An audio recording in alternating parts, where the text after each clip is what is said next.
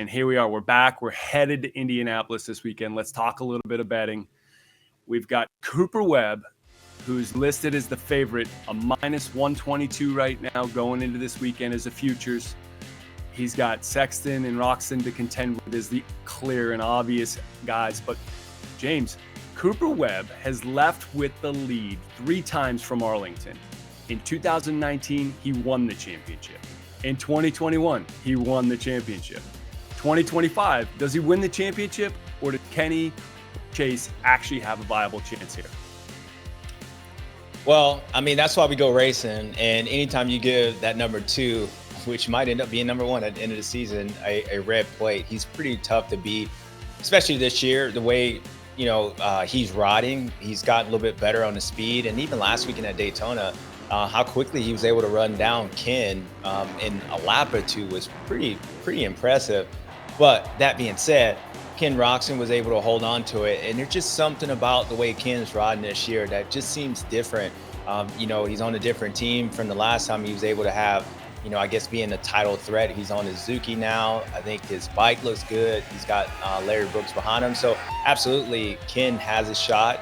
And of course, I would still say out of all of them, Chase is still the fastest, but obviously he has these up and down moments. Yeah, when you give Cooper Webb a red plate and the lead after Dallas, most likely he's probably going to end up wrapping this thing up. But these guys definitely have a chance, and especially after Ken coming off that win last weekend, he's got a lot of confidence going in here this week.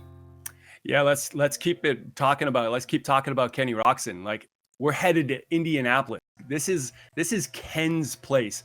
Other than Anaheim, it's the place where he's got the most wins. He swept the residency in 2021. 2023, he went out and won on the Suzuki, first time winning back on that Suzuki.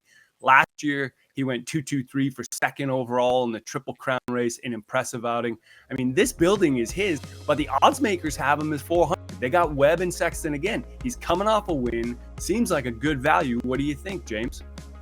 Well, I think they got him in the right spot. And the only reason I say that is because he's still not as fast as Cooper, and he's still not as fast as Chase, when you're doing an overall lap. And if those two guys are firing, Ken is probably the third best guy. The reason Ken does good here is because usually when we get to these types of tracks, especially Indy, it's really rutted and it becomes a technical track. Last weekend, you think Daytona is one of those tracks that is outdoor, it's just rough, just bulldogging it, but it's actually was a Ken Roczen type of track. It slowed down, it became really technical, and Indianapolis is like that. So when you get into certain places, favor certain riders, I think the conditions and just the stadium, he's had good vibes. And if the track is anything like it was last year and the previous year, then Ken Roczen is going to be a threat. And I will say this, because he won this year and now last weekend, I would say the difference between previous and now is that he's going to come into this race believing that he should win and he can win.